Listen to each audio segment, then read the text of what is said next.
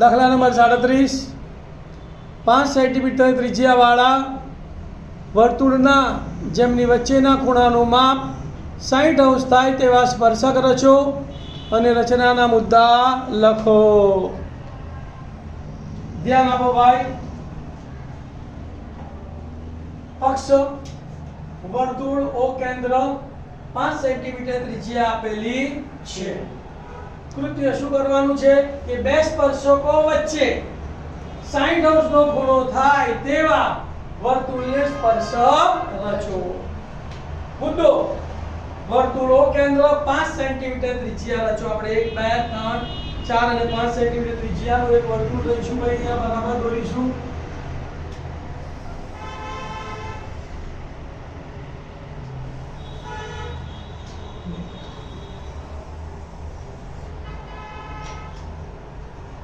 વર્તુળ ઓ કેન્દ્ર 5 સેન્ટીમીટર ત્રિજ્યાનું આપણે એક વર્તુળ રચ્યું. ક્લિયર?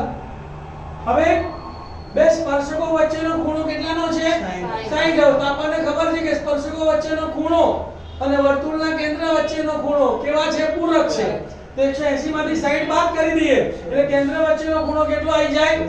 તો બીજો મુદ્દો શું લખીશું?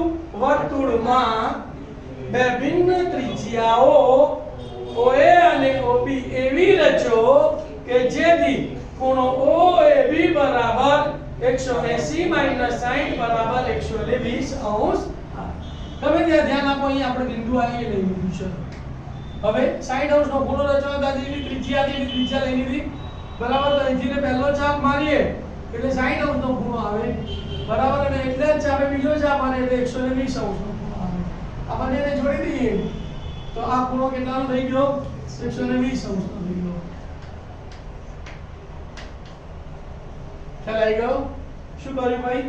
આ વર્તુળની 5 સેન્ટીમીટર ત્રિજ્યા લેવાની, વર્તુળ ઉપર કોઈ પણ જગ્યાએ એક બિંદુ A લેવાનું, ત્યાંથી પહેલો ચાપ મારવાનો એટલે 60 અંશનો ખૂણો, એ ચાપ ઉપરથી ફરી ચાપ મારવાનો એટલે બીજો 60 એટલે 120 અંશનો ખૂણો થઈ ગયો. બીજા ચાપે B નામ આપવાનું, પહેલા જ્યાં તમે પોઈન્ટ મૂક્યો હોય ત્યાં A નામ આપવાનું, બે ત્રિજ્યાઓ જોડી દેવાની. ક્લિયર? બીજો મુદ્દો શું કહે છે બોલો? બિંદુ A માંથી રેખાખંડ OA ને લંબ રેખા રચો. બિંદુ A માંથી રેખાખંડ OA ને લંબ રેખા ની રચના કરો. લંબ રેખા એટલે 90 ડિગ્રીએ ખૂણે આપણે 90 નો ખૂણો રચીને રેખા દોરવાની. તો O ને કેન્દ્ર લેવાનું, કોઈ પણ ત્રિજ્યાનો એક અર્ધવર્તુળ ચાપ રચવાનો. એટલી ત્રિજ્યાએ પહેલો ચાપ મારો એટલે 60, બીજો ચાપ મારો એટલે 120. 60 ઉપરથી એક ચાપ મારવાનો અને 120 ઉપરથી ચાપ મારવાનો. આ બે જે ચાપ છે તે અને બિંદુ A એમાંથી પસાર થતી તમારે એક રેખા દોરી કાઢવાની બરાબર, અને એને નામ આપી દેવાનું M. ખ્યાલ આવી ગયો? શું આવ્યું બોલો?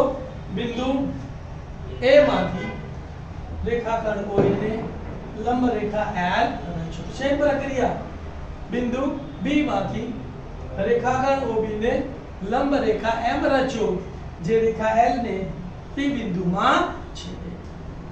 અને B ને કેન્દ્ર લેવાનું, કોઈ પણ ત્રિજ્યાનો પહેલા અર્ધવર્તુળ ચાપ રચી કાઢવાનું. તે ચાપ OB ને જ્યાં છે ત્યાંથી પહેલો ચાપ મારો એટલે 60, ત્યાંથી બીજો ચાપ મારો એટલે 120. 60 ઉપરથી એક ચાપ મારવાનું, એટલી ત્રિજ્યા 120 ઉપરથી ચાપ મારવાનું. બિંદુ B અને આ આની પસાર થતી એક રેખા દોરી કાઢવાની, એને નામ આપી દેવાનું M. અને અહીંયા જ્યાં છેદે ત્યાં P નામ આપવાનું. આ બે સ્પર્શકો વચ્ચેનો ખૂણો કેટલાનો થઈ ગયો? 60 અંશનો થઈ ગયો. તો આમ રેખાખંડ OA અને OB એ માંગેલા સ્પર્શકો છે. મોસ્ટ ટાઈમની રચના છે, ધ્યાન આપજો. અને એકદમ સહેલી છે. આપણે આગળના પેપરમાં આવી જ 45 અંશના ખૂણા માટેની રચના ભણી ગયા